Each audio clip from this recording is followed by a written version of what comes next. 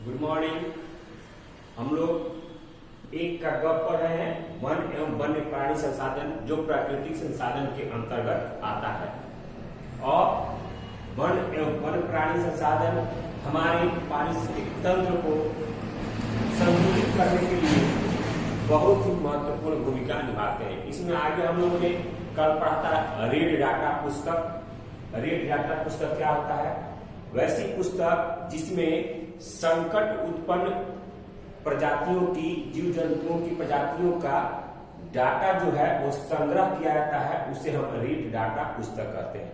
यानी ऐसी आसान भाषा में समझे कि वैसे ऐसे जीव जंतु जो विलुप्त होने के कगार पे हैं या विलुप्त होने वाले हैं, उन जातियों को, या तो पौधे हो या जीव जंतु हो, उन जातियों को जिस पुस्तक में, जिस कॉपी में उसका रिकॉर्ड रखा जाता है, उसे हम रेड डाटा पुस्तक कहते हैं। उसके बाद आगे इस जो भारतीय जो संस्था थी, जिसको मैंने बताया था, और वर्ल्ड कन्जर्वेशन यूनियन, ये विभिन्न प्रकार के जीव जंतु और प्राणियों को चिन्हित कर विभिन्न वर्गों में बांटा है। यानी जो भी बोटेनिकल सर्वे ऑफ इंडिया, ये जो है भारत की, ये कंपनी, ये संस्था सब पौधों को, पौधों की प्रजातियों को और जीव जंतु के प्रजातियों को चिन्हित कर कि कौन कौन से प्रजाति विलुप्त के कगार पर हैं या कैसे हैं, स्थिति में है, इसको चिन्हित कर उन्होंने इसको निम्न वर्गों में बांटा है। तो पहला है सामान्य जातियां। पहला सामान्य जातियां, पहला है सामान्य जातियां।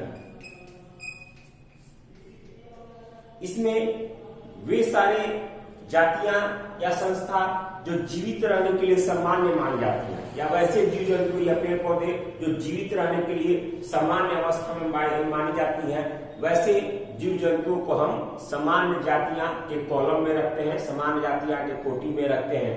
जिसमें आपको जैसे पशु हो गए, आम पशु, साल हो गया, साल आपको पौधे का प्रकार है, चीड़ हो गया, चीड़ आपके पौधे का प्रकार है, ये आपको सामान्य जातियों के कॉलम में रखा जाता है। उसके बाद है संकटग्रस्त जातियां। दूसरा संकटग्रस्त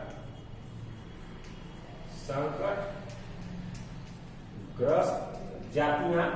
संकटग्रस्त जातियां वे जातियां जिनमें लुप्त होने का खतरा है, यानी जिनमें लुप्त होने का डर है, जिस विषय जो विषम परिस्थितियों के कारण इनकी संख्या में कमी आई है, जो विषम परिस्थितियों के कारण इनकी संख्या में कम आई है। यदि इसी तरह की प्रक्रिया जारी रही, इसी तरह की स्थिति जारी रही, तो आने वाले समय में ये पेड़ पौधे इस प्रकार के और जीव जंतु लगभग समाप्त हो जाएंगे।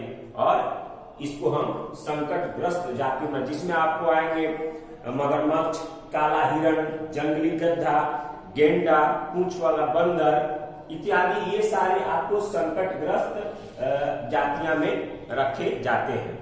उसके बाद सुभेद्य जातियां। तीसरा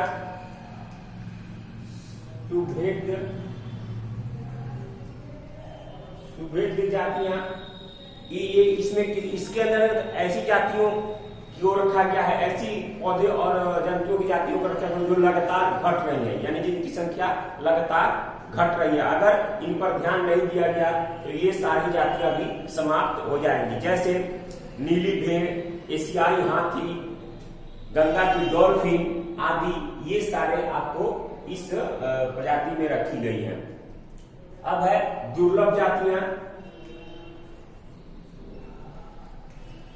दुर्लभ जातियां, ये आपको, इसमें इन जातियों की संख्या बहुत ही कम या सुभेद्य है, यानी इनकी जातियां जो है इस प्रकार की जो बहुत ही दुर्लभ है, उस प्रकार की जातियों की संख्या बहुत ही कम है या सुभेद्य है, और इनकी संख्या भी घट रही है। अगर इन पर ध्यान नहीं दिया गया तो ये, जैसे और भी बहुत सारे जीव जंतु समाप्त हो चुके हैं, उसी तरह ये भी आपको समाप्त हो जाएंगे।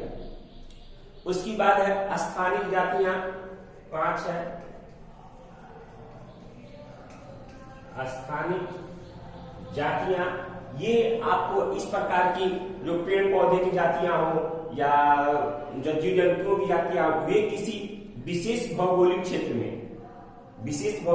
में या किसी विशेष क्षेत्र में पाई जाती हैं। स्थानिक मतलब किसी विशेष स्थान में उस प्रकार के जीव पाए जाते हैं, ये सभी जगह नहीं पाए जाते हैं, लेकिन वहां के इन्वायरमेंट के कारण भी इन पर खतरा मंडरा रहा है। इनमें आपको अंडमान निकोबार का अंडमानी टील है, निकोबारी कबूतर है, अंडमानी जंगली सुअर है, ये सारे आपको अंडमान निकोबार द्वीप समूह में मिलते हैं, वो उसी क्षेत्र में स्थित मिलते हैं। इनकी भी संख्या प्रत्येक कारणों से लगातार घट रही है। उसके बाद है अन्य जातियां, 6 है अन्य जातियां। ये वे जातियां हैं जिनके रहने के आवासों में खोज करने वाले अनुपस्थित पाई गई है। यानी जब इनके अन्य जातियों में वैसे पेड़ पौधे और जीव जंतु की जातियां हैं जिनको जब खोज करने के लिए किया गया, वैज्ञानिक हमारे गए, तो उस क्षेत्र में ये लोग अनुपस्थित पाई गई, अब्सेंट पाई गई। इससे लगता है कि ये उस क्षेत्र में नहीं पाई जाती है, यानी हो सकता है कि वो दूसरे क्षेत्र में चली गई हो या लगभग समाप्त हो गई हो। इनमें आपको बहुत सारी है, एशियाई चीता है, गुलाबी सर वाली बतख है, डोडो पक्षी है, ये सारे आपको इसमें अन्य प्रजातियों में आती है।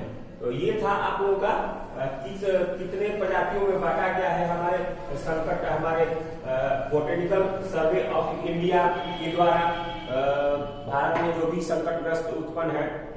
उसके बाद आपको इन जीवों, बहुत सारे जीवों को है जिनके आवास को सुरक्षित रखने के लिए सफल प्रयास किया जाता है, यानी प्राकृतिक आवास को सुरक्षित रखने के लिए जिन भी पौधे या जीव जंतुओं के प्राकृतिक आवास को सुरक्षित बनाए रखने के लिए जो प्रयास किया जाता है सरकार के द्वारा, उसे इन सीटू कहते हैं।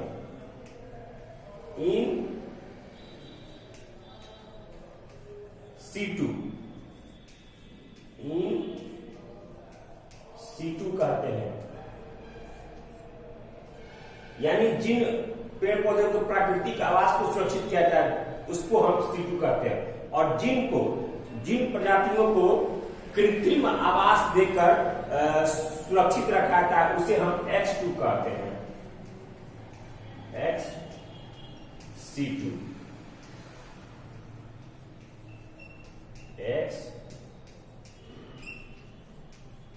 X2 कहते हैं, यानी इन सीटू में आपको प्राकृतिक आवास को सुरक्षित किया जाता है और X2 में आपको कृत्रिम आवास देकर, उस तरह का पर्यावरण देकर आपको उन पौधों या जंगल को सुरक्षित रखा जाता है। तो जिसमें प्राकृतिक दिया जाता है उसमें इन सीटू, और जो कृत्रिम होता है, आर्टिफिशियल होता है, उसे X2 कहते हैं। तो ये था आज का वीडियो आप लोगों का। अगले वीडियो में हम अगले टॉपिक के साथ, अगली बातों के साथ मिलेंगे। धन्यवाद।